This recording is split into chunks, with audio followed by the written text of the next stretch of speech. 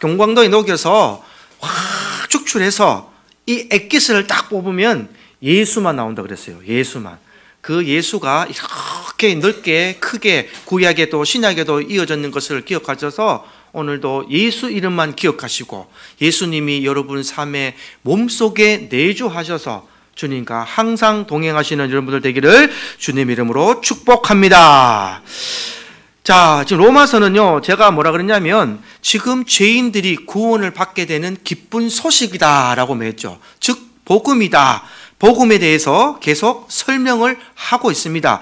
1장부터 3장까지는 이 땅에 있는 모든 사람들이 죄인이다라는 것을 바울이 가르쳐 주었고, 그러므로 인해서 4장에 와서 그 믿음이라는 것은 순간적인 믿음이 아니라 에무나, 끝까지 가는 것이 너희의 믿음이 되고 성실함으로 변함없이 그 끝까지 가게 될 때에 그 믿음이 우리를 의롭게 한다라는 것까지 말씀드렸습니다.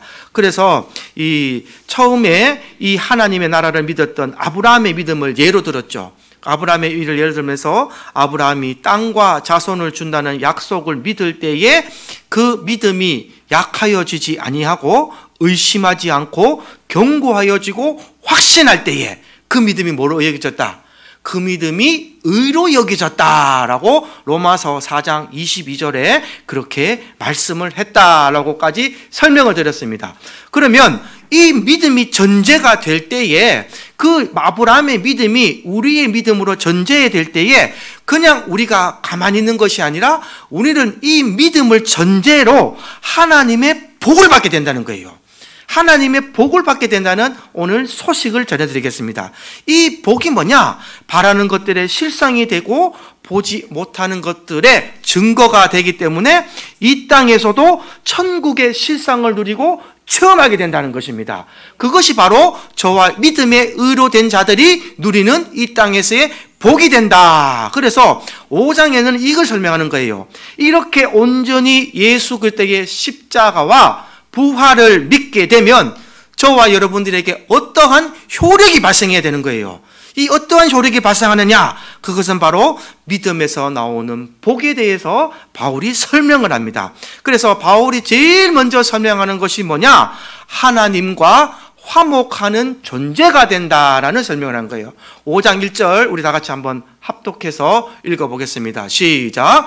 그러므로 우리가 믿음으로 의롭다 하심을 받았으니 우리 주 예수 그리스도로 말미암아 하나님과 화평을 누리자. 할렐루야. 바울이 제일 먼저 설명하는 것이 하나님과 화목하는 존재가 된다고 말합니다.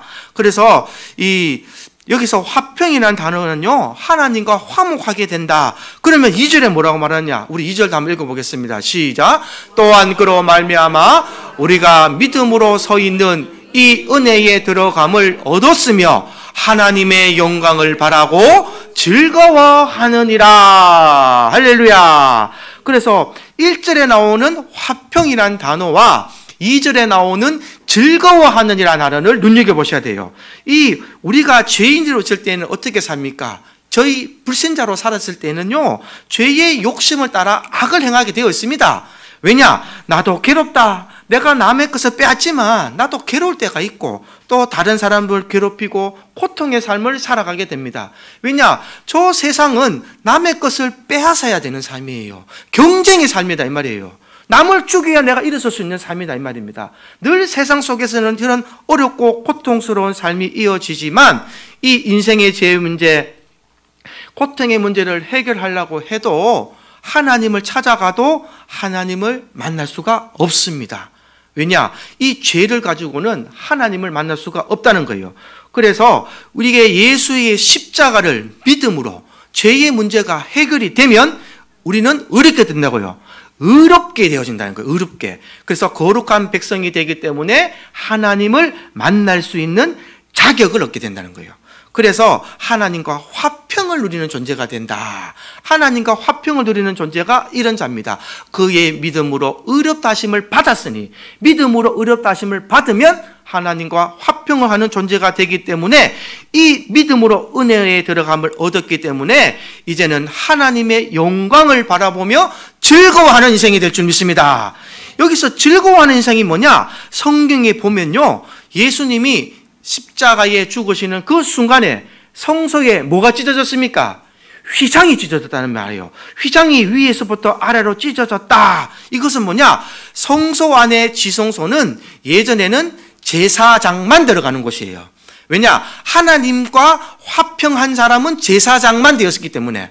일반 백성들은 죄가 많고 제사장은 하나님과 늘 성전에서 머물며 성소에서 머물며 제사를 드리는 자였기 때문에 그나마 그 중에서 하나님과 화목하는 존재였고, 하나님과 죄인들, 이스라엘 백성들을 연결하여 주는 연결의 축복의 통로였다는 말입니다. 그런데 예수님께서 십자가에 못 박혀 돌아가심으로 이 성소의 휘장이 찢어지는 거예요. 제사장만 들어갈 수 있는 지성소를 저와 여러분들은 들어갈 수 있다 없다? 있다. 그래서 왕 같은 제사장이 된 그런 하나님의 큰 은혜를 입었다는 것을 기억하시기 바랍니다. 이것이 어디 기록되어 있냐? 히브리서 10장 19절에서 22절 말씀에 기록을 해놓았습니다. 19절부터 천천히 한번 읽어보겠습니다. 시작. 그러므로 형제들아, 우리가 예수의 피를 힘입어 성소에 들어갈 담력을 얻었나니. 아멘. 그냥 들어가는 것이 아니에요. 예수의 피로 들어가는 거예요. 피. 예수의 피는 뭐라 그랬습니까? 죄를 사하는 능력이 있는 거예요. 할렐루야.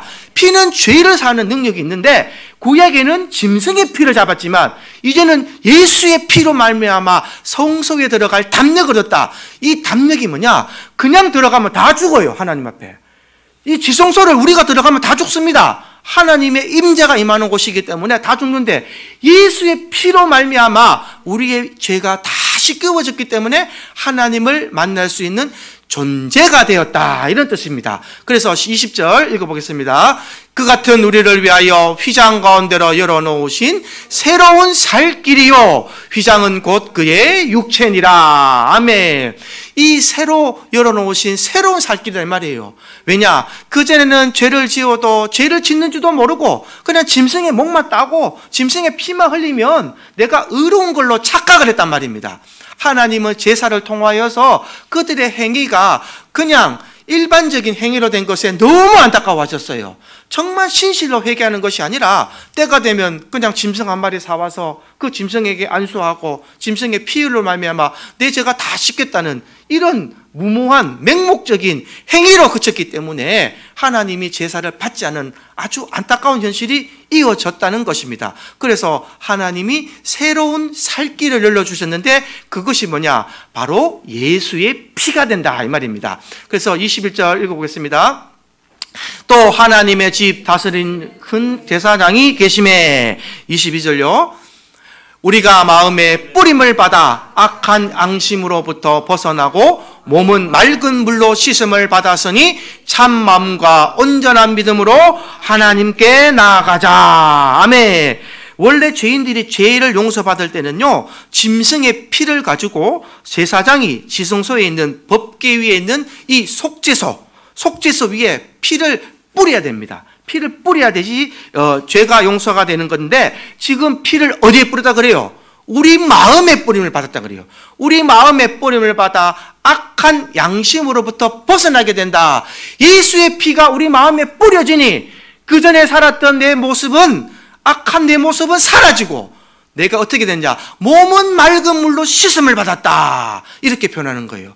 예수의 피가 마음에 뿌려져야 우리 마음이 맑아진다, 이렇게 해석하셔야 됩니다. 그러면 예수의 피가 뿌림이 없는 사람들은 아직 죄사함을 받지 못했다라고도 해석할 수 있는 거예요. 그래서 참 마음과 온전한 믿음으로 하나님께 나아가자. 할렐루야. 내 그전에 가졌던 마음이 아니라 참 마음, 예수의 피로 뿌려진 그 참 마음, 온전한 믿음, 변화된 나의 믿음으로 나아가야 된다라고 히브리서에 지금 설명을 해놓았습니다. 그래서 우리가 예수를 믿는 믿음이 확실하다면 이제 하나님께 직접 나가서 우리가 회개함으로 죄사함을 받을 수 있고, 이 죄의 문제가 해결하여 되었으니 하나님은 우리의 아버지가 되신 거예요. 할렐루야. 죄가 해결되고 나니 이제는 하나님이 창조주 하나님이 아니라 나의 아버지가 되시니 그 아버지께 간구하는 힘이 생겼다는 말입니다. 기도할 수 있는 능력이 생겼다는 거예요. 아버지께 간구하는 거예요. 언제나 하나님 뭐 주세요. 하나님 도와주시옵소서. 아까 제가 시편도 읽었지만 121편에 내가 눈을 들어 산을 보니 천지가 무엇이느냐. 하나님은 졸지도 아니고 주무시도 아니고 우리를 지키시는 이시로다. 그 하나님께 간구하는 겁니다. 이방의 사람들은 누구에게 간구를 합니까? 금부처에게 절을 하고 알라에게 절을 하고 자신이 만들었던 그 뭐 이상한 형상 만들고 무당에게 가서 절을 하고 일을 하지만 우리는 누구에게? 하나님, 창조주 하나님에게 기도한다라는 겁니다. 그렇게 이렇게 하나님이 우리와 함께 하실 수 있고 또 어려울 때마다 능력을 베풀어 주심으로 우리 인생의 문제도 해결되어지는 복을 받아 누리게 되었습니다. 할렐루야. 그래서 내 인격 속에 오셔서 위로하시고 또 깨닫게 하시고 복을 주시는 이 하나님을 바로 성령 하나님이시다 이렇게 부르는 거예요. 할렐루야. 오늘 여러분들 마음속에 성령 하나님이 다 내주하셔서 예수의 피 뿌림으로 제사함을 받으셔서 하나님께 간구하고 나가는 하나님의 귀한 양들이 되시기를 주님의 이름으로 축복합니다. 그래서 3절 4절에 이 말이 나오는 겁니다. 3절 4절 읽어보겠습니다. 지금부터 시작. 다만 이뿐 아니라 우리가 환난 중에도 즐거워하나니 이는 환난을 인내는 연단은 소망을 이루는 줄을 알미니라. 여러분 이 말씀이 뭐냐면요, 우리가 예수를 믿게 되면 이런 은혜를 누리게 된다는 겁니다. 어떻게 해요? 환난은 인내는 연단은 소망으로 이어지는 이러한 일을 알고 이기게 나갈 수 있는 복을 받게 된다는 거예요. 이전에 내가 세상 살았을 때에 내가 어려움과 시련과 기쁜 일, 환난이 오면 어떻게 됩니까? 막 내 자신을 한탄하고 과거를 미워하고 옛날에 내가 그렇게 했으면 안 그랬을 것인데 또 누구를 막 원망하는 거예요.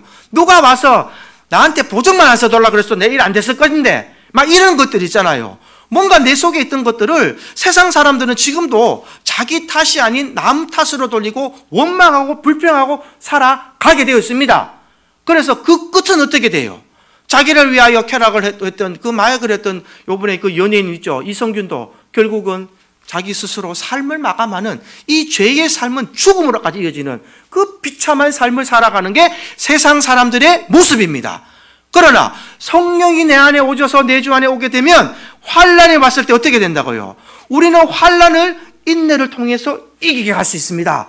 환난이 와도 이길 수 있는 인내를 주시고 이 인내 속에서 우리는 연단을 받게 되는 겁니다. 차근차근 연단을 받고 내 속에 이 내공이 쌓인다 그럽니까? 어떠한 처음에는 이 작은 것이 와도 무너지고 흐트러지고 원망 불평했던 내 자신이 성령이 내 안에 오시고 예수의 핏부림으로 말미암아 이 환난이 이제는 두 번째, 세 번째 더 큰 환난이 와도 참을 수 있게 되고 이것을 자꾸 참다 보니까 내가 연단이 되는 거예요. 어떤 환난이 와도 아무것도 아니게 된 거예요. 이제는 이 어려움이 다 해결되니까 어떻게 돼요? 연단은 소망으로 이루어진다. 내 소망은 뭐다? 이 땅에서 어렵고 힘들어도 하나님이 계시는 영광의 나라, 하나님이 보호자에 계시는 이 영원한 천국의 소망을 두니 이 세상 속에 이런 환난은 내게 아무런 제약이 되지 않는다라는 것을 지금 바울이 설명하고 있는 것입니다.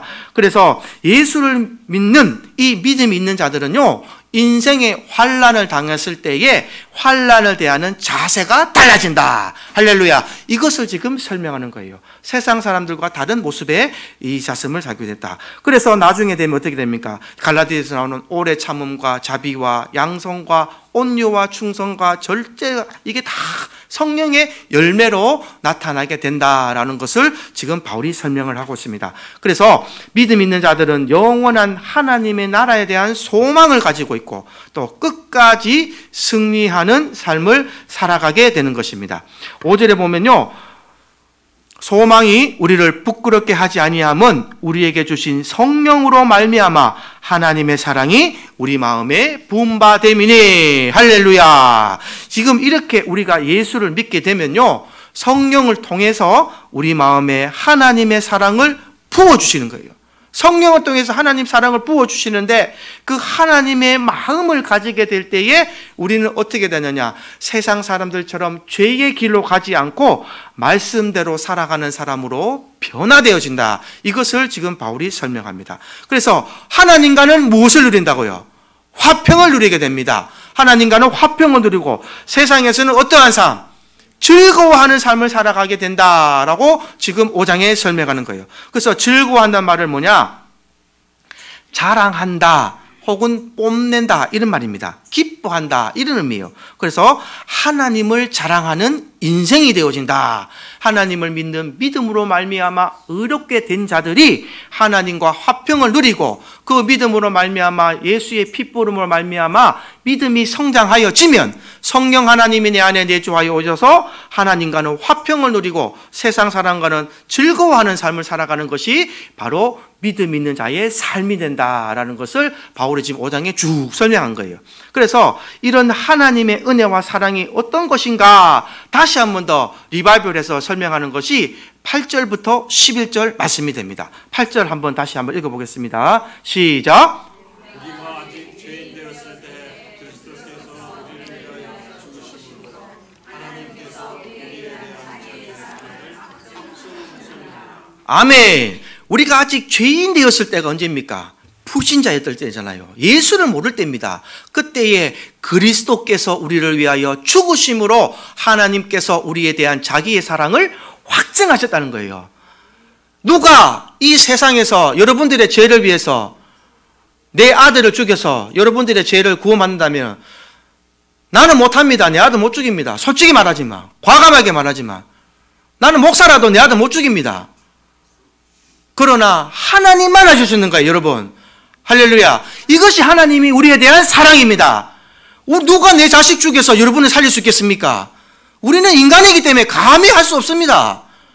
그러나 하나님만 하실 수 있는 그 사랑을 우리가 마음에 확증하셨다라고 지금 바로 설명한 거예요. 하나님의 사랑을 기억하시기 바랍니다. 여러분, 구원의 기쁨이 그냥 예수 믿고 피 받고 구원받는 게 아니라요, 하나님이 제일 사랑하는 독생자 자기 아들을 죽임으로 우리를 구원하시다는 것을 기억하시기 바랍니다. 그것만 생각해도 우리는 눈물이 줄줄줄 흘려야 돼요. 그것만 생각해도. 그게 얼마나 대단한 사랑입니까? 세상에 어떤 사랑이 내 아들을 죽이면서까지 남을 구원할 수가 있다는 말입니까? 우리 인간은 절대 할 수 없습니다. 오직 하나님만이 하실 수 있다라는 것을 다시 설명하면서 9절 읽어보겠습니다. 그러면 이제 우리가 그의 피로 말미암아 의롭다 하심을 받았으니 더욱 그로 말미암아 진노하심에서 구원을 받을 것이니. 아멘.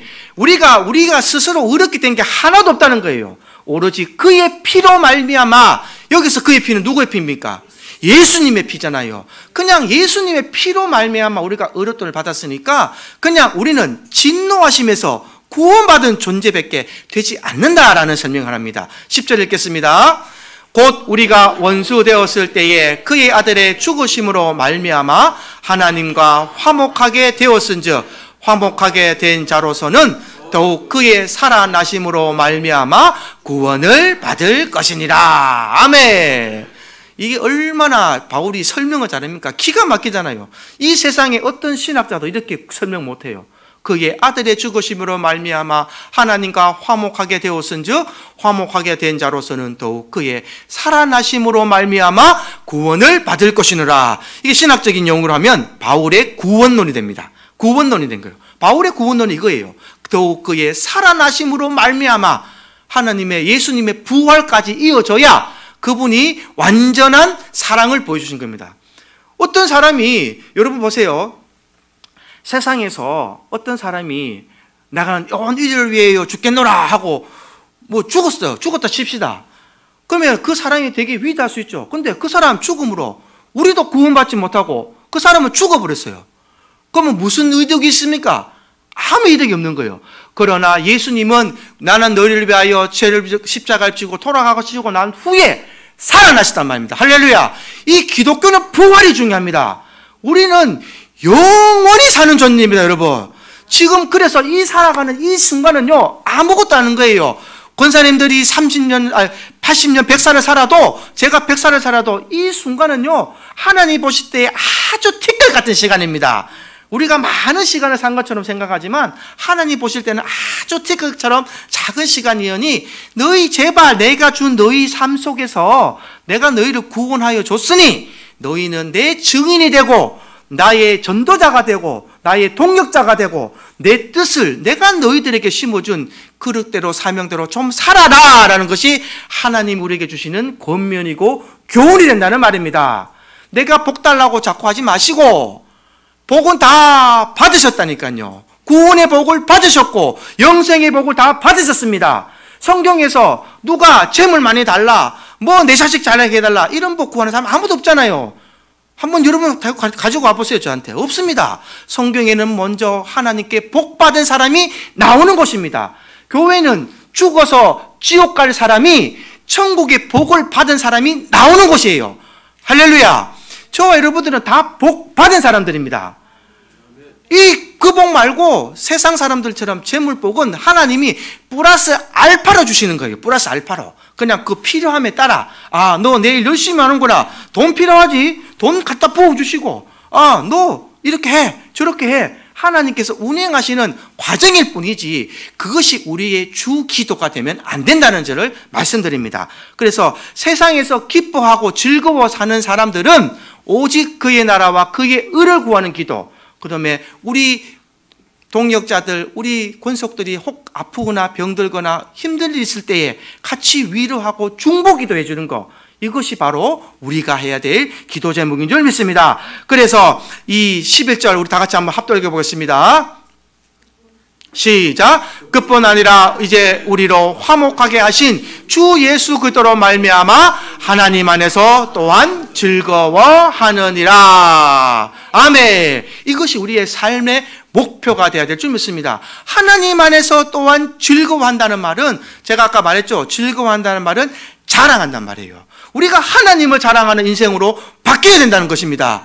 내 삶과 내 모든 것이 아니라 하나님을 자랑하는 삶, 하나님만 높여드리는 삶, 주님만이 나의 구주가 되시고 주님만을 전파하는 삶이 되는 것이 바로 저와 여러분들의 삶으로 되어야 된다. 이것이 오늘 바로 십자가를 믿는 자들에게 주시는 은혜가 되고 복이 되는 것이라는 것을 말씀드렸습니다.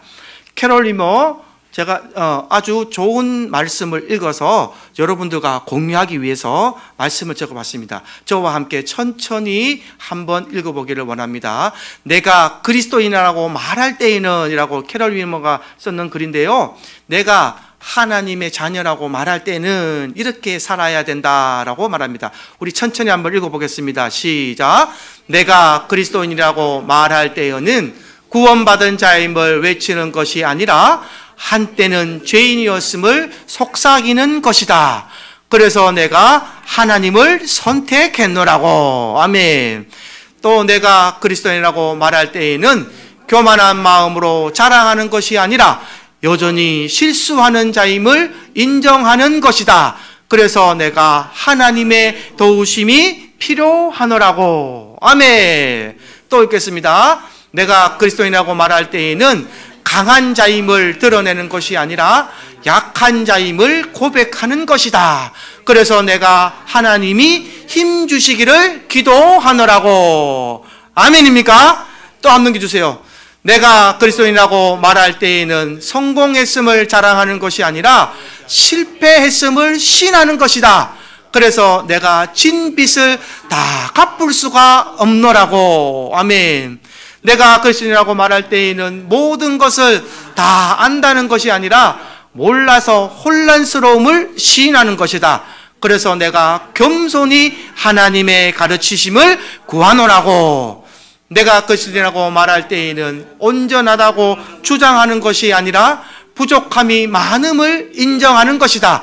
그래서 나는 오직 하나님의 인정하심을 믿노라고. 여러분 쭉 읽으시면서 마음의 격동과 감동이 오십니까?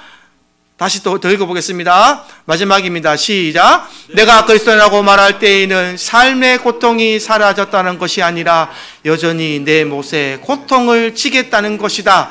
그래서 나는 하나님의 이름을 찾겠노라고. 내가 그때라고 말할 때에는 다른 사람을 판단하겠다는 것이 아니라 판단의 권위가 내게 없음을 말하는 것이다. 그래서 나는 오직 하나님의 사랑을 받고 있을 뿐이라고. 아멘. 제가 저기 나중에 뒤에 붙여놓겠습니다. 우리 3층에 들어온 입구에 제가 프린트를 해놨기 때문에 한번 쭉 읽어보시고, 혹 이거를 다시 내가 한 번 더 보기 원하시는 분들은 저한테 말씀하시면 제가 프린트해서 드리겠습니다. 얼마나 내가 그리스도라고 말할 때에 구원자임을 외치는 것이 아니라 한때는 죄인임을 속삭이는 것이다.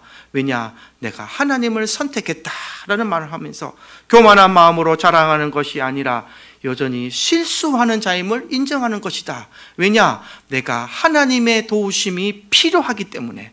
이런 말씀을 쭉 봤을 때에 이번 한 주간데요, 제 마음속에 깊은 울림이 있었습니다. 내가 정말 그리스도인이 맞는가? 목사인 나로서도 내가 그리스도인이라고 생각할 때에 나는 뭔가 잘했는 것 같은데, 다시 한 번 더 이런 글을 읽어보고 내 자신을 성찰하고 보니까 아직도 나는 부족한 사람이고, 아직도 나는 교만한 사람이었고, 아직도 나는 주님 보실 때에 많이 차지 못했던 사람이라는 것을 깨우치게 되었습니다. 그러나 깨우침을 주신 하나님께 감사드립니다. 그냥 내가 여기서 그냥 안이하지 않고 교만함으로 나가게 된다면 얼마나 내 인생과 내 미래는 불투명하고 어둡겠습니까?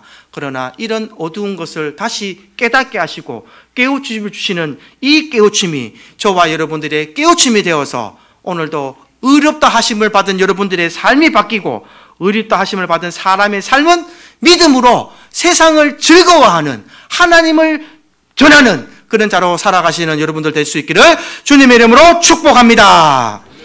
찬송가 91장 찬송 부르겠습니다.